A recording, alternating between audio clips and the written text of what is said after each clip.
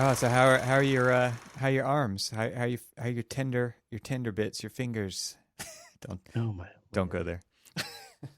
Well, actually, what's funny is the tips of my fingers do hurt because trying to like contort to get to the wire harness for the sensor, you got to do it all with one hand. There's no way you can get two hands in this small of place. So Yeah. you've got to, you know how it's got like the little locking cap on it on the actual sensor itself. It's got Oh, kind of like wait, a little wait. Before you get you gotta just like catch everybody up, and so they know what you're ah, talking. Before you get into your tiny hand story. tiny hand story.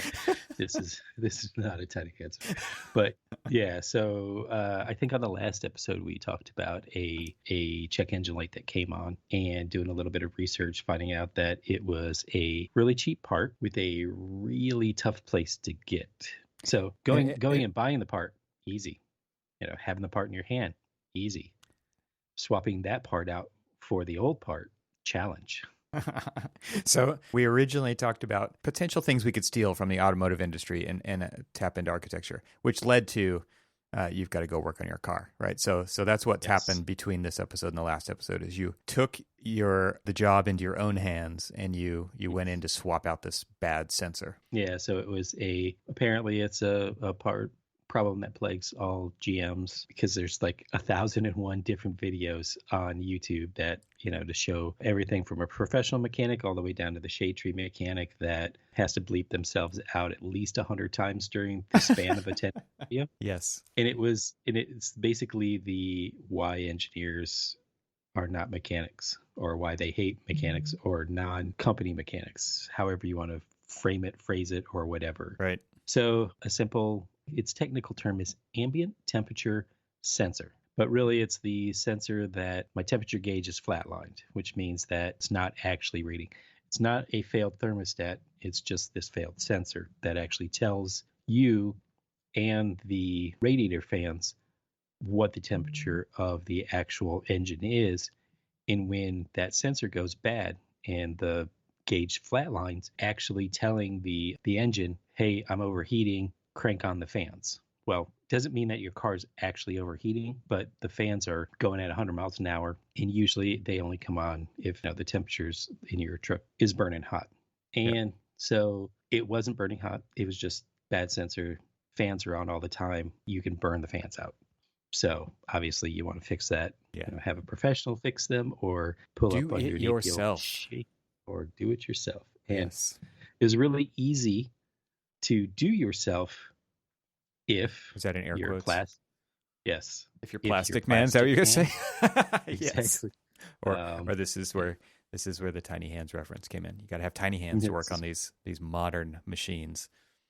well, the good thing is that I don't have tiny hands. I actually have pretty large hands, but Let the record show. I have Yeah. long. Yes, I have. Exactly. We won't go there anyway. So I also am double jointed. So and that is really the only thing that was saving on this particular thing. Is that in the Haynes manual? It's like double jointed is a requirement to perform this maintenance. Well, I mean, there's something that's got to be in the Haynes manual to basically inform you. There is almost a complete impossibility that if you don't remove half of the engine bay, obviously, you lift the hood, you're staring at plastic. Right. You're not staring at an engine, you're staring at trim It's to like cover up. yeah, it's like the modern version of a no trespassing sign, right? It's just Exactly. don't go there, man. Take it to a authorized dealer for your mechanical updates. Yeah.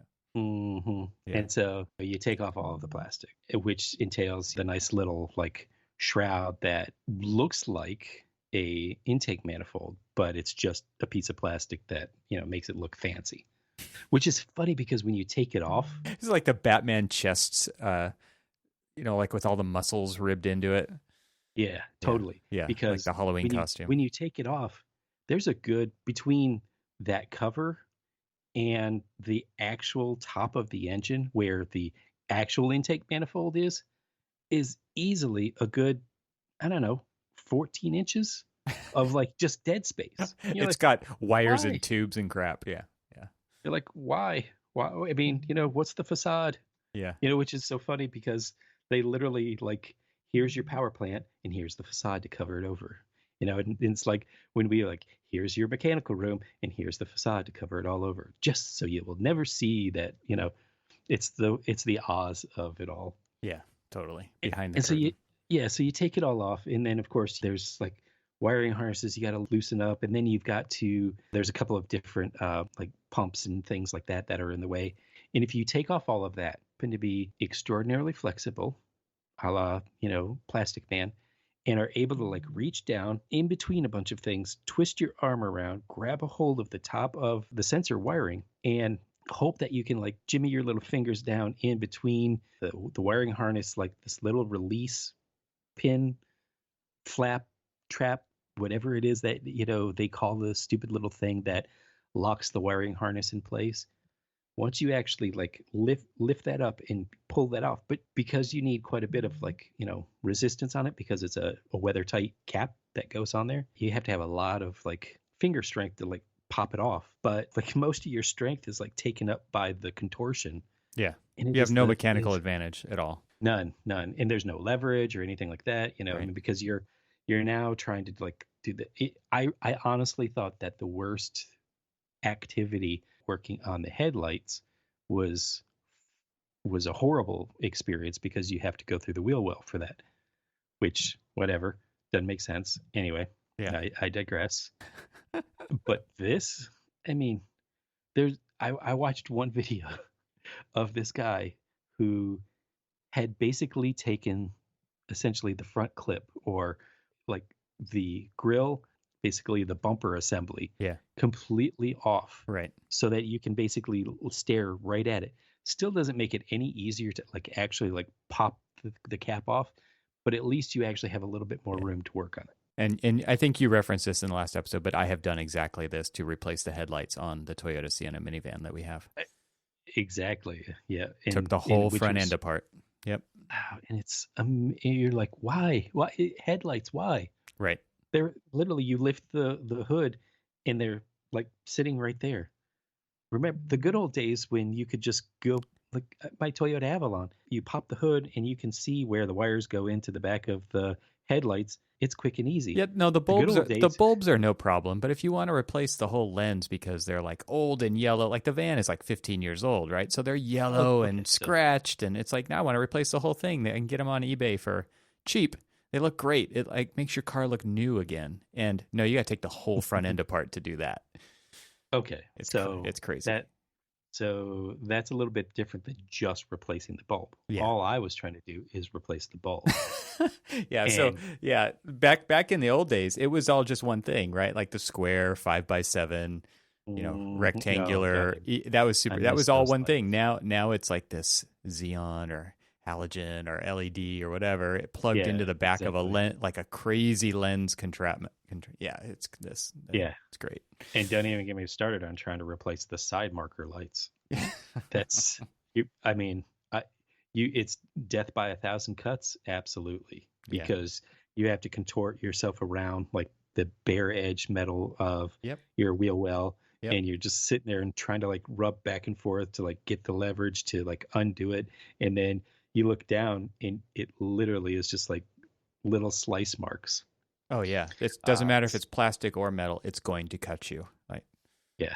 Sure. So the one I think reliable, and we talked about it in the last episode though, the one reliable YouTube video that I had from trying to, figure out how to do this, one mechanic had it down to, and he had some, pretty interesting specialty parts or specialty tools to use.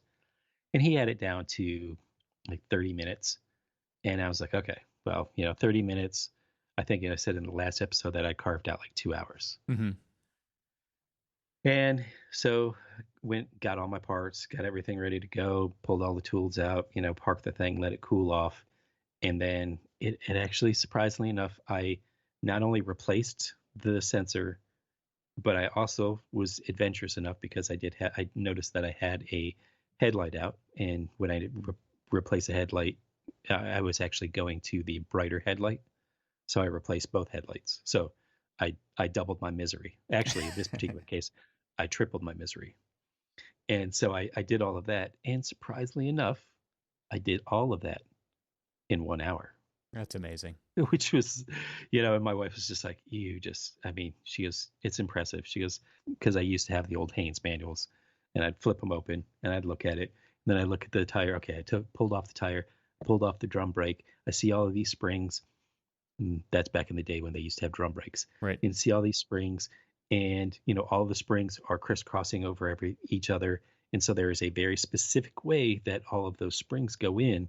Back in the day when it was prior to like cell phones and cameras and all that other stuff, you just literally have to like make a mental picture of it or do a hand sketch of it or whatever of how it went in. So when you take it apart, you basically reverse the action and go back in.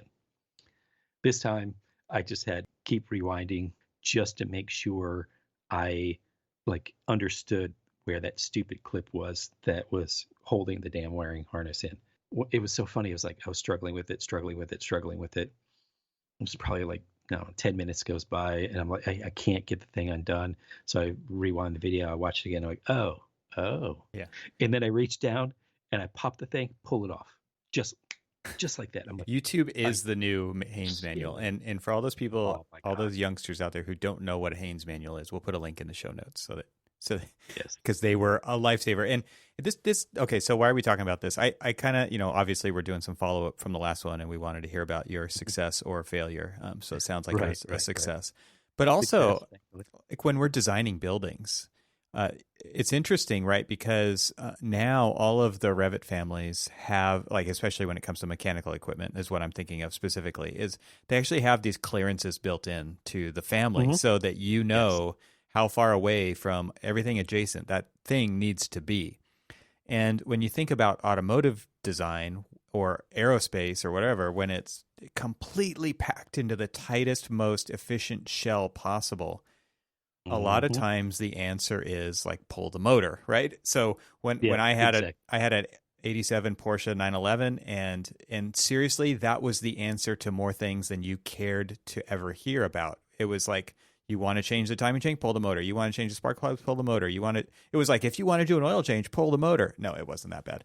But it seemed like it. Pretty damn close. And it wasn't difficult to pull the motor. Like they designed it so that, you jack the car up the engine, you can just undo a couple of bolts and it comes out the bottom if you have all the equipment to do that. And then you think about these Haynes manuals, which were not designed by the manufacturer. The manufacturer probably hated these things, right? Because they're basically reverse engineering all of the original engineering that went into how to put the car together. And right, like these manuals were a survival manual for the shade tree mechanic. And I loved them too. Like you go to a garage sale and you see one and you have to pick it up because it's got all these beautiful diagrams in it with all these. It says forward. Anyway, they're amazing. Like these publications are amazing because they basically told you, like you just kind of like laid out about the drum brake, is like, here's the exact order you need to do this in. Because if you don't, like that spring's going to shoot across the garage, and you're never going to find it again, or you're never going to get put back together right, and you're going to die when you go off the edge of a cliff because your brakes didn't work. Exactly. Yeah. And so this matter of death. Yeah, these manuals are awesome because somebody, the Haynes Corporation, took it into their own hands to like basically teach everyone how to work on their car, taking all of these things into account. And so then when we design buildings, we don't do this either, right? We're like the car designer where if you're lucky, everything goes together right the first time. But when somebody else in 20 years has to take that HVAC system out and or fix something on it, is there a place to even do that? Like I've worked on a building that it had mechanical rooms, and there was one 2-story room and there was one 3-story room inside the building because the air handling units were so large because it was a science building and there was a lot of air exchange that had to happen. And it's like this machine has to get built inside of a space, and the machine is made out of such large parts. Like what happens when something goes wrong in the future? And you have to think about that and go through that process rather than just like a machine being dropped on a roof by a crane, right? Which can then be popped back off. Not easily. You got to have a crane, Yeah, but exactly. still, like it's not inside the building, kind of buried behind not only walls but other spaces too. So what's interesting is the current project that I'm working on, it's an existing building, and we're doing an addition to the existing building, and all of the floor to floor heights match the old 1960 building. And I probably said this a couple times. It's 12'8" floor to floor. Modern mechanical systems need a heck of a lot more, especially with lab buildings where you've got a lot of mechanically heavy things going on. Well, and especially now during COVID, even, and they're talking about air exchange, where Exactly. it's always previously been like, what's the smallest system we can spec? Now it's Right. not. It's Exactly. not like that anymore. Yeah. Yeah. So we have 15 stories. And so at the very top of that is where all of the mechanical systems are. But because we know that we couldn't get our primary trunk lines down in through chases and stuff because it would eat up valuable footprint, we basically saddlebagged it. And for those of you who do know what it means, is that you're basically putting your mechanical systems along the sides of your building and then feeding in from the outside in. And so that's what we ended up doing. And so that's very, if you think about it, and what's interesting about it is that like the mind of like an automotive engineer, or you and I are maybe not like deep into it gearheads, but we are car guys and we love cars, and that thinking of like how you get your power plant and then your exhaust and all of that other stuff to basically be in the car and exiting out of the car, much like the exhaust system, but without being seen, Yeah.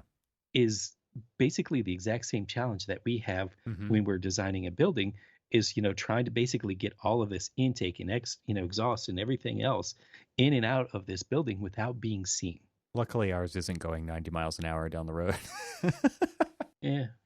So one of the interesting things is you talk about how you'd crane it in there and hope that at least through your lifespan that none of the mechanical system goes down, because then they'll say, "What was Evan thinking? Now we Right. can't get this stuff out." Well, Where's my we were thinking clearance?